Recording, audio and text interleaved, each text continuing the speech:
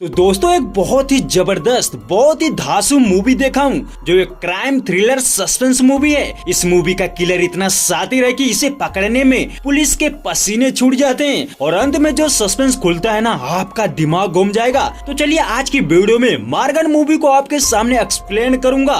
तो मूवी की स्टार्टिंग में हम एक कपल को देखते हैं, कार्तिक और राम्या।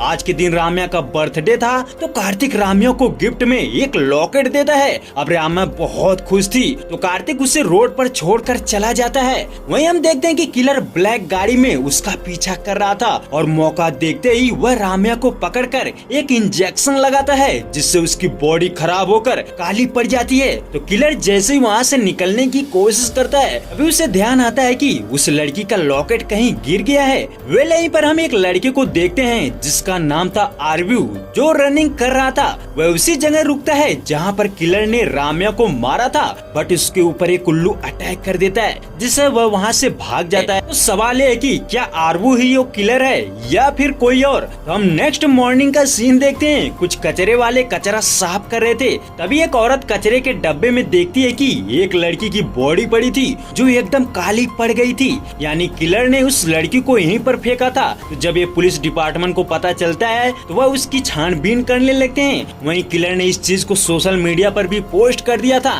जिससे खबर चारों तरफ फैल जाती है। हालांकि ये कांड हुआ था तमिलनाडु के चेन्नई के अंदर बट ये चीज मुंबई के अंदर भी फैल चुकी थी। तो हम देखते हैं कि एक ध्रुव नाम का ऑफिसर था, अपने घर में सोया था तब उसे एक शख्स कॉल करके ये बताता है कि मैंने एक पिक्चर भेजी है उसे देखकर बताओ। तो ध्रुव जब उस पिक्चर को देखता है ना तो हैरान हो जाता है। वह पिक्चर उसी डेड बॉडी की थी। तो ध्रुव इसलिए हैरान था कि उसकी एक बेटी थी जिसका मर्डर भी कुछ इसी तरह किया गया था, उसे भी कचरे के डब्बे में फेंका गया था। तो ध्रुव इस किलर को बहुत ढूंढा बट ढूंढ नहीं पाया और जब आज ये चीज देखता है तो वह शॉक हो जाता है और समझ जाता है कि ये वही किलर है जिसने मेरी बेटी को मारा था। तो ध्रुव अपने सीनियर से ये बात करता है कि उसका ट्रांसफर चेन्नई के अंदर कर दिया जाए। तो ध्रुव अपने सीनियर से बात करता है कि उसका ट्रांसफर चेन्नई के अंदर कर दिया जाए बट उसके सीनियर ये कहकर मना करते हैं कि वह ठीक नहीं है क्योंकि उसके शरीर का एक हिस्सा काला पड़ गया था जिस तरह उन डेड बॉडी का था।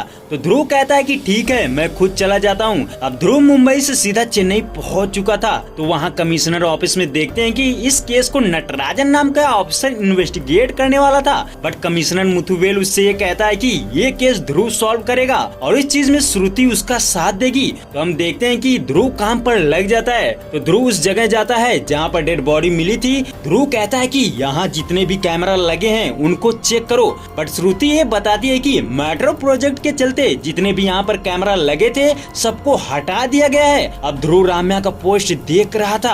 उस दिन पोस्ट हुआ था, एक पोस्ट पर लिखा था माई बेस्ट बर्थडे एवर, वहीं दूसरे पोस्ट पर लिखा था माई वर्स्ट बर्थडे एवर। तो अब समझ आता है कि राम्या का उस रात बर्थडे था। तो वह पूछता है कि उसका कोई बॉयफ्रेंड था क्या। तो उसे पता चलता है कि हाँ एक कार्तिक नाम का बंदा था जो सेलिब्रिटी के फोटोज लिया करता था। तो ध्रुव इससे बात करता है और कहता है कि तुम बर्थडे के दिन जितने भी फोटो खींचे थे ना उसे दिखाओ। तो कार्तिक उन फोटो को दिखाता है तभी ध्रुव राम्या का वो लॉकेट देखता है यानी डॉलर चेन। तो कार्तिक बताता है कि ये मैंने यूएस से मंगाई थी। तो ध्रुव श्रुति से पूछता है कि क्या हमें कोई डॉलर चेन मिली है। तो श्रुति कहती कि नहीं। वेल अब ध्रुव अपने ऑफिस जाता है, वहाँ शहर के सारे सीसीटीवी कैमरा चेक करता है।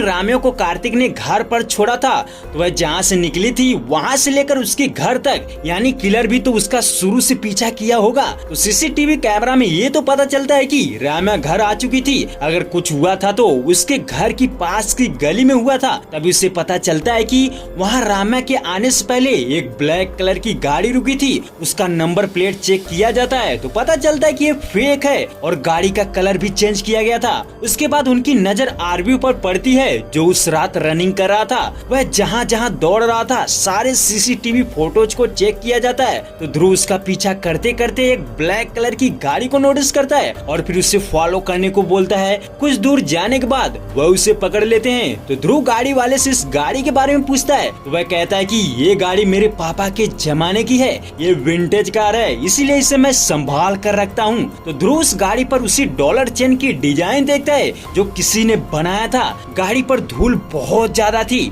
तो ध्रुव कहता है कि फिंगरप्रिंट एनालिसिस टीम को बुलाओ और फिंगरप्रिंट मैच कराओ। इस चीज से पता चलता है कि एक आरव्यू नाम के लड़के का फिंगरप्रिंट कार के फिंगरप्रिंट से मैच किया है, जिसके बारे में जानने को मिलता है कि वह ड्रग्स स्मगलिंग भी करता है और उसका घर रामा के आसपास ही है, यानी वो डिजाइन आरवी ने बनाया था। तो उसके बाद हम आरवी को देखते हैं, जो स्विमर था उसका ट्रेनर ये कहता है कि तुम्हारा परफॉर्मेंस थोड़ा डाउन हो गया है, लड़कियों को पीछे भागोगे तो यही होगा। तभी उसे एक लड़की का विजन आता है। अब आरवी वहाँ से निकल जाता है। तो जब श्रुति वहाँ पहुँचती है तो उसे पता चलता है कि आरवी अभी जस्ट यहाँ से गया है। अब हम आरवी को देखते हैं जो रनिंग करते हुए जा रहा था, वहीं ध्रुव उसका भी पीछा करके पकड़ लेता है। आरवी कहता है कि मैंने क्या किया है मुझे बताओगे, बट उसे कुछ नहीं बताया जाता और क्राइम ब्रांच ऑफिस ले जाकर आइसोलेशन में बंद कर देते हैं। आरवी चिल्लाता रहता है बट कोई भी उसको ये नहीं बताता कि उसे क्यों पकड़ा गया है। तो ध्रुव कहता है कि किसी भी इंसान को आइसोलेशन में कुछ घंटों के लिए बंद कर दिया जाए तो उसके अंदर का शैतान बाहर आने लगता है। अब आरवी अंदर अकेला था, वह छटपटा रहा था। तभी पता चलता है कि उसकी एक बहन थी जिसका नाम था अकीला। वह कहता है कि मुझे जाने दीजिए, मेरी बहन इंतजार कर रही होगी।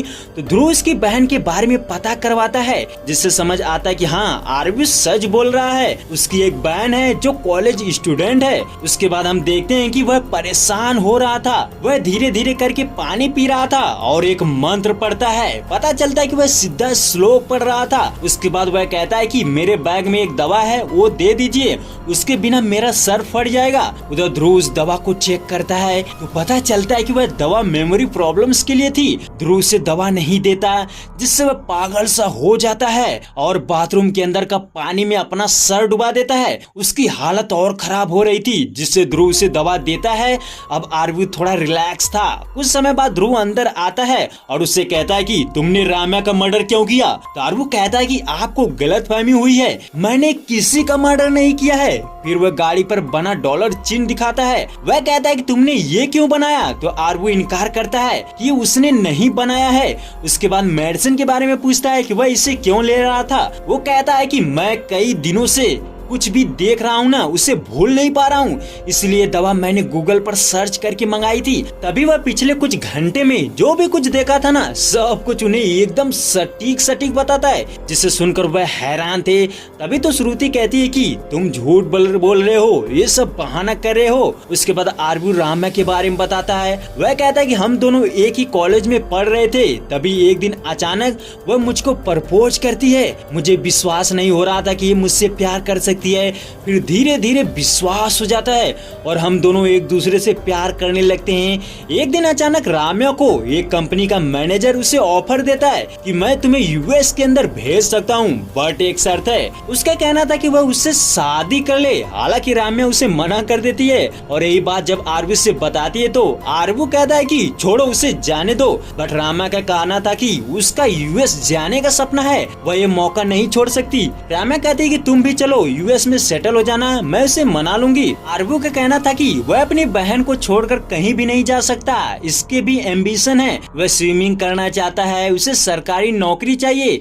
ये सुनते ही राम्या उस पर भड़क जाती है। वह कहती है कि स्विमिंग तो फिटनेस के लिए ठीक है, तुम मुझसे अपना कैरियर नहीं बना सकते, यानी वह स्वार्थ में बात करती है।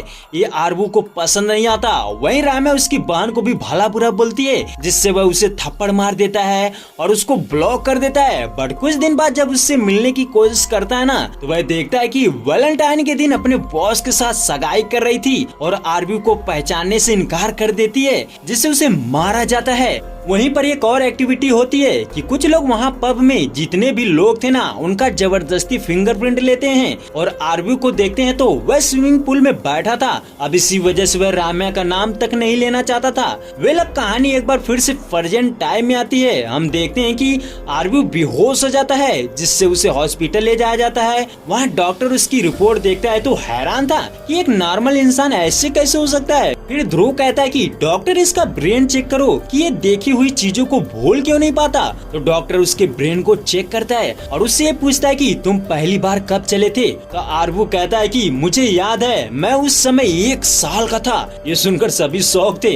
अब आरवी अपने गांव के बारे में बताता है। वह कहता है कि उसका गांव कंचम मलाई है, जहां पर उनकी कुल देवता का मंदिर है। वह कहता है कि उसका जन्म उसी मंदिर में मांगने से हुआ था और उस मंदिर में जो कुआं है वह चमत्कारी कुआं है। है उसका पानी जिस पर भी लगता है ना वह स्वस्थ हो जाते हैं, यानी उस पानी में कई जड़ी बूटियां पाई जाती हैं। तो आरबू कहता है कि उसके जन्मदिन के उसके माता पिता वहाँ ले गए थे, तो वह कुछ बच्चों को उस कुएं के पास नहाता देख रहा था। तभी उसके मन में भी ऐसा आया कि वह उस कुएं के पास जाए। तो वह 1 साल का बच्चा चलते हुए कुएं के पास जाता है, वह कुएं में कूद जाता है और अंदर जाते ही उसका पैर फंस चुका था। हम देखते हैं कि कुएं में एक चमत्कारी कछुआ था जो आरबू को शक्ति देता है और उसका पैर बाहर निकालता है, जिससे जब वह बच्चा ऊपर आता है तो उसे एक आदमी बचाता है। तो कुछ इस तरह आरबू डॉक्टर को बचपन की चीजें बताता है। उसके बाद ध्रुव डॉक्टर से पूछता है कि आखिर इसके साथ ऐसा कैसे हो सकता है। तो डॉक्टर कहता है कि हो सकता है कभी कभी इंजरी की वजह से भी ऐसी दिक्कत होती है। वेल उसके बाद वहीं पर आरबू वो डॉलर चेन का स्केच बनाता है। ये देखकर ध्रुव कहता है कि ये डॉलर डिजाइन तुमने बनाई है ना। वह कहता है कि हाँ, आपने उस दिन मुझे दिखाया था, तभी मैंने डॉलर चेन की तस्वीर बनाई है। ये सुनकर ध्रुव शौक हो जाता है। वह कहता है कि मैंने तो डॉलर डिजाइन बोला था, तूने चेन क्यों बोला? मैंने तो कभी भी तेरे सामने चेन नहीं बोला। इससे ध्रुव को शक हो जाता है। वह कहता है कि इसको पुलिस स्टेशन पकड़ कर ले चलो और केस फाइल करो। उसके बाद आरबू कहता है कि हाँ सर, मैंने ये डॉलर चेन गाड़ी पर बनाई थी। तभी आरबू कहता है कि सर मेरी बहन है, वह इंतजार कर रही होगी, प्लीज मुझे जाने दीजिए। इतने में अकीला फोन कर देती है। वह उसको बहुत बोलती है, उसको उसकी बहन की चिंता नहीं है, वह जल्दी घर पर आए। ये सुनने के बाद ध्रुव कहता है कि अच्छा बताओ तुमने चेन कहाँ देखी थी? तो आरबू कहता है कि मुझे याद नहीं आ रहा है, इसके लिए मुझे पानी में बैठना होगा। यानी आरबू को पानी के अंदर बैठने से सोचने से चीजें याद आती थी। तो ध्रुव से उसकी स्विमिंग एकेडमी के जाने को बोलता है, तो उसे स्विमिंग एकेडमी ले जाते हैं। तो वहाँ पहुँचते ही आरबू पानी के अंदर कूदकर बैठ जाता है। ये देखकर सभी डर जाते हैं कि आखिर ये अंदर इतनी देर बैठ कैसे सकता है। दरअसल वह बचपन से ये करता आया है, वह पानी के अंदर ऐसे ही बैठकर सोचता रहता है। तो कुछ समय बाद निकलकर बताता है कि मैंने देख लिया कि वो चेन मुझे कहाँ दिखी थी। आरबू बताता है कि उसने वो चेन पानी के रिफ्लेक्शन में देखी थी। तो ये सुनकर ध्रुव शौक था, पता नहीं ये सच बोल रहा है कि झूठ। बट उसे एक आदमी से उस रात की एक और फुटेज मिलती है जिसमें दिखाई देता है कि आरबू जहाँ पर रुका था ना और उसके रिफ्लेक्शन में जो चेन दिखाई दी थी उसी जगह से किलर इस चेन को उठाता है। हालांकि उसका चेहरा नहीं था बट सिर्फ हाथ दिखाई देता है जिसमें ग्लव्स पहने होता है। ये देखकर ध्रुव अपनी टीम के साथ उस जगह जाता है और सोच में पड़ जाता है कि आखिर वह इतना सटीक कैसे बता सकता है। अब ध्रुव सोचता है कि उसके साथ कुछ तो अजीब शक्ति है जिसकी वजह से वह इतना कुछ कर रहा है। तो आरबू को पानी के अंदर शक्ति मिलती थी, वहीं वह एक चमत्कारी कछुओं को भी साथ लिया रहता है। तो हम अभी तक किलर के बारे में ये देखते हैं कि वह एक रेयर ड्रग्स का यूज करके लोगों को मारता था, खास करके लड़कियों को, और उसके पास एक उल्लू भी था। उसके बाद ध्रुव एक बार फिर से आरबू के घर जाता है क्योंकि उसको पता था कि अगर कोई कुछ कर सकता है तो वो आरबू ही कर सकता है। तो ध्रुव उसको उसकी बहन मिलती है। वह कहती कि भैया घर पर सो रहा है, वह रात को भीग कर आया था और कुछ दवाइयाँ खाकर सो गया, इसीलिए उठ नहीं पा रहा है। तभी ध्रुव कहता है कि ठीक है, जब उठेगा तो बता देना। वहीं अकीला कहती कि बहुत दिनों बाद मेरे भाई को अच्छा काम मिला है, वह अच्छा कर रहा है ना। तो ध्रुव कहता है कि हाँ वो बेस्ट है। अकीला कहती कि मेरी माँ बहुत खुश होगी क्योंकि वह चाहती थी कि वह सरकारी नौकरी करे। अभी ध्रुव उसके घर में कुछ चीजें देखता है जैसे कुछ हस्तलिपियां। अकीला कहती कि ये मेरे पापा का है, वह ज्योतिष विद्या करते थे, उनके पास बड़े बड़े पॉलिटिशियन आया करते थे और मेरा भाई सिद्धार्थ का भक्त है। तभी छोटा सा कछुआ भी दिखाई देता है। अकीला कहती कि इसे मेरे भाई ने बचपन से ही अपने पास रखा है। वेल इतने में आरबू की नींद खुल जाती है। वह उन्हें अपने घर पर देखकर गुस्सा हो जाता है। उसका कहना था कि बस अब मुझे परेशान मत करो, तुम लोग मेडल पाने के चक्कर में सब कर रहे हो ना, अगर तुम्हारा बेटा होता तो ऐसा नहीं करते। ये सुनकर ध्रुव उस पर भड़क जाता है, चुप कर, तुझे क्या पता मेरे बारे में, तू बोल रहा है मेरा बेटा? मेरा कोई बेटा नहीं था बट मेरी एक बेटी थी जिसे किलर ने ही मार डाला, मैं तब से उसे भूल नहीं पाया हूँ। अब ध्रुव आरबू को एक वीडियो दिखाता है, उसमें उसकी बेटी प्रिया थी जो साइकोलॉजिकल स्टूडेंट थी। एक लड़का उसकी रैंगिंग कर रहा था बट उस चीज को उसकी सहेली ध्रुव को दिखा रही थी, तो वो लड़का प्रिया को परेशान करता है। तभी जब प्रिया उसे अपने पापा को फोन में दिखाती है ना तो वह डर जाता है क्योंकि वह कोई स्टूडेंट नहीं था बल्कि एक ड्रग्स डीलर था जिसकी तलाश पुलिस को बहुत पहले से थी। तो जब ये बात उस लड़के को मालूम पड़ती है ना तो वह भाग जाता है। अब ध्रुव बताता है कि इसके अगले दिन मेरी बहन कॉलेज के पीछे कचरे में मिली थी, उसकी बॉडी काली पड़ गई थी। जब मुझे पता चला कि इसे ड्रग्स का इंजेक्शन लगाया गया था तो जितने भी ड्रग्स डीलर थे ना सबको मैं मार दिया। और एक दिन अचानक एक बंदा उसे भी इंजेक्शन लगा देता है, बट अफसोस वह हल्का डोज था, इसीलिए ध्रुव की आधी बॉडी ही काला पड़ी थी। यानी ये थी ध्रुव की बैक स्टोरी। वह आरयू को बताता है कि मैंने किसी मेडल पाने के लिए काम नहीं कर रहा, मैं तो हिम्मत हार गया था। बट एक दिन अचानक जब यहाँ पर वैसा ही मर्डर हुआ तो समझ आ गया कि किलर आज भी जिंदा है और वह दूसरों को उसी तरह मार रहा है। तो ऐसा अब दोबारा किसी के साथ ना हो, इसीलिए मैं ये सब कर रहा हूँ। मुझे हर हाल में उसे ढूंढना होगा। इस पे आरवू कहता है कि सॉरी भैया, अब मैं ट्राई करूंगा, शायद मुझे कुछ और पता चल जाए। तो आरवू अपने स्विमिंग पूल में जाने की बात करता है, बट ध्रुव से मना करता है। उसका कहना था कि वहाँ खतरा हो सकता है, तुम्हें हमारे साथ चलना होगा। तो अगले दिन ध्रुव से मरीन ट्रेनिंग सेंटर ले जाता है। वहाँ का नेवी ऑफिसर उससे पूछता है कि तुम पानी के अंदर कितना समय तक रह सकते हो। तो वह बताता है कि लगभग 6 से 7 मिनट। यहीं पे ध्रुव से ये कहता है कि तुम्हें पुलिस डिपार्टमेंट में होना चाहिए, इसीलिए तुम यूपीएससी की तैयारी करो। वेल अब आरवी पानी के अंदर जाता है, वह एक बार फिर से उसी जगह जाता है, यानी खुद को वहीं पर महसूस करता है। तो हम देखते हैं कि किलर चेन उठाकर एक ब्लैक कार में बैठता है, तो आरवी भी उसके साथ था। उसके बाद किलर उस बॉडी को कचरे के डब्बे में डालकर फोटो खींचता है और फिर वह अपने घर की तरफ निकल जाता है। आरवी भी उसकी गाड़ी में बैठकर चुपचाप देख रहा था। और फिर जब लास्ट में अपने घर में एंटर करता है ना, तो वहीं पर आरवी को स्विमिंग पूल से बाहर निकाल दिया जाता है, क्योंकि वह डर चुके थे कि आरवी को कुछ हो न जाए। तो आरवी ने नोटिस किया था कि उसके साथ एक उल्लू था और उसने जिस घर में एंटर किया था उस पर क्रॉस चिन्ह था। हालांकि आरवी उसका चेहरा भी देख लेता, बट उसे बाहर निकाल दिया गया था। तो जब ये बात ध्रुव को बताता है तो वह विश्वास नहीं करता। वह कहता है कि ये उसका हेलुसिनेशन हो सकता है, बट उसके बताए गए इन्फॉर्मेशन को जब चेक किया जाता है ना, तो पता चलता है कि उसने जो भी कुछ बोला था, जो भी कुछ देखा था, सब कुछ सही था। वह सीसीटीवी कैमरा की मदद से उस गाड़ी को देख पाते हैं। अब ध्रुव भी इसी चीज से शॉक था। वह डॉक्टर से पूछता है कि कोई भी ऐसा कैसे हो सकता है। तो डॉक्टर उसे बताता है कि ऐसा पहले भी किसी के साथ हो चुका था। एक अमेरिकन लेडी थी, उसे भी ऐसे विजन आते थे, जिसके चलते वह पुलिस की मदद करती थी। वेले सब आरवी को इस चमत्कारी कुएं के चलते हो रहा था। उसके बाद ध्रुव उस जगह जाता है जहाँ पर आरवी ने बताया था। हालांकि वह जगह नहीं जान पाया था क्योंकि उससे रात का समय था। अब ध्रुव उस एरिया में पहुंचकर कचरे वालों से पूछता है कि आप लोग हर घर में कचरा उठाने जाते हो ना, तो आपने किसी के घर में उल्लू को देखा है? इसके लिए वह 500 देने को बोलते हैं। इसके चलते सभी झूठ बोलते हैं, बट वहीं पर एक अंधी लड़की अपने पिता के साथ थी। वह कहती कि सर हमें पैसे नहीं चाहिए, लेकिन मैंने एक नीम के पेड़ पर उल्लू की आवाज सुनी थी। तभी ध्रुव से उस जगह ले जाता है। तो हम देखते हैं कि नीम के पेड़ के बगल में ही वही घर था जिस पर क्रॉस का सिंबल था। ध्रुव समझ जाता है कि ये वही घर है। अब वह मकान मालिक को बुलाता है, उससे पूछता है कि तुमने एक कमरा किसको किराए पर दिया था और उसका प्रूफ लाओ। तो मकान मालिक का कहना था कि उसने मुझे कुछ ज्यादा पैसे दे दिया था, इसीलिए मैं उनका प्रूफ नहीं ले पाया। बट हाँ, वो लोग 2 से 3 थे, हर समय मास्क लगाते थे, इसीलिए मैं उनका चेहरा नहीं देख पाया। तो ध्रुव उस रूम को चेक कर रहा था तो उसे वही इंजेक्शन की शीशी मिलती है। वह कहता है कि यह फॉरेंसिक टीम बुलाओ। वहीं दूसरी तरफ आरवी स्विमिंग पूल में प्रैक्टिस करने जाता है, लेकिन इस बार उसका फोन उसका ट्रेनर चुरा लेता है। और जब ये चीज उसको पता चलती है तो वह परेशान हो जाता है। वह घर आता है तो देखता है कि उसके घर में ताला लगा है और उसकी बहन भी वहाँ नहीं थी। वह पड़ोसी से फोन मांग कर उस पर कॉल करता है, बट उसका फोन नहीं लगता।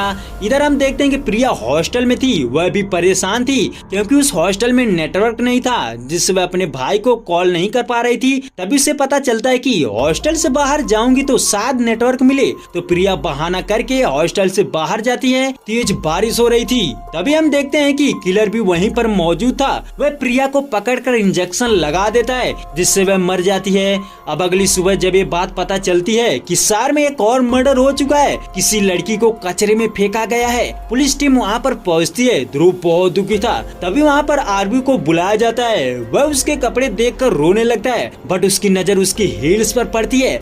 वह समझ जाता है कि ये अकेला नहीं है। वह कहता है कि अकेला हील्स नहीं पहनती है। अभी पता चलता है कि ये बॉडी किसी और की है, एक साली नाम की डॉक्टर की थी, उसी का मर्डर हुआ था। इतने में आरवी को उसकी बहन कॉल करती है। वह दौड़ते हुए उसके पास जाता है। वह बताती है कि मैं हॉस्टल में फंस गई थी, नेटवर्क भी नहीं था। इधर ध्रुव ये पता कर पाता है कि डॉक्टर शालिनी के जितने भी क्लाइंट थे ना, सभी फिल्म इंडस्ट्री से थे। वही एक डॉक्टर था राजेश, जो उसके पास हमेशा आता था। वह फोन पर भी बात करता था। तो ध्रुव को समझ आता है कि मुझे उस डॉक्टर से मिलना चाहिए। वहीं दूसरी तरफ आरबू को ठीक नहीं लग रहा था। वह सोचता है कि कहीं मेरी बहन के साथ भी ऐसा न हो जाए, इसीलिए वह रात को इस स्विमिंग पूल में प्रैक्टिस करने जाता है ताकि वह कुछ और पता कर सके। अब वह पानी में जाता है। वह एक बार फिर से सोचना स्टार्ट करता है। वह विजन के जरिए किलर के साथ उस कमरे में पहुंच चुका था। वहां वह 3-4 लोगों को देखता है। एक साथ खुद को ड्रग्स का इंजेक्शन देकर वह एक कॉपी में अपना अगला टारगेट मार्क कर रहा था। तो हम देखते हैं कि उसमें राम्या की भी तस्वीर थी। उसके बाद पियानो बजाता है और जब अपना चेहरा खोलने वाला था तभी आरबी पानी में बेहोश हो जाता है। उसे निकलकर हॉस्पिटल ले जाया जाता है। उसकी हालत बहुत क्रिटिकल थी। अगर होश में नहीं आएगा तो वह कोमा में भी जा सकता था, बट उसे होश आ जाता है और उसका सुबह सुबह कंपटीशन भी था, इसलिए वह हॉस्पिटल से दौड़ता हुआ अपने ट्रेनिंग सेंटर पहुंचता है। वहां कंपटीशन होने ही वाला था कि वह पहुंच जाता है। कंपटीशन स्टार्ट होता है और आरबू जीत जाता है। वहीं ध्रुव भी मौजूद था। अब आरबू ने वहां जो भी कुछ देखा था ना, तो उसे बताता है। उसने एक मैगजीन पर एक लड़की की फोटो देखी थी। वह समझ जाता है कि किलर का नेक्स्ट टारगेट यही लड़की है। तो आरबू उस लड़की का स्केच बनाता है, जिसे देखने के बाद ध्रुव ये पता कर पाता है कि ये लड़की वनीला है। उसके बाद ध्रुव वनीला के पीछे श्रुति को लगा देता है। उसका कहना था कि हमें उसके पीछे रहना चाहिए, क्योंकि किलर भी उसका पीछा कर रहा होगा। हर हाल में वनीला को बचाना होगा। तो वनीला को देखते हैं कि वह डायरेक्टर राजेश के पास पहुंचती है। वहां पता चलता है कि उसे फिल्म की हीरोइन के लिए सेलेक्ट किया गया था। वह काली थी, बट उसका ट्रीटमेंट कराकर उसके चेहरे को ठीक कर दिया गया था। बट अब डायरेक्टर को कोई दूसरी लड़की मिल चुकी थी, जिसके चलते राजेश वनीला को मना कर देता है। वनीला बहुत दुखी थी। वह जैसे वहाँ से निकल रही थी तभी उसे वो लड़की देख लेती है जिसे सेलेक्ट किया गया था। वह उसकी बहुत तारीफ करती है। उसके बाद वनीला गुस्से से बाहर जाती है। वहीं श्रुति उसका पीछा करती है, बट वह गायब हो जाती है। वहीं उधर ध्रुव आरबी को एक एड्रेस भेजता है कि तुम वहाँ जाकर चेक करो। तो आरबी उस लोकेशन पर पहुँचता है। दरअसल वह लोकेशन वनीला के घर का था। आरबी वहाँ पर बैठकर इंतजार कर रहा था। वहीं वनीला एक पार्टी में गई थी जहाँ पर डायरेक्टर राजेश और फिल्मी दुनिया के सभी लोग थे। तो वनीला वहाँ पर ड्रिंक कर रही थी और गुस्से में थी।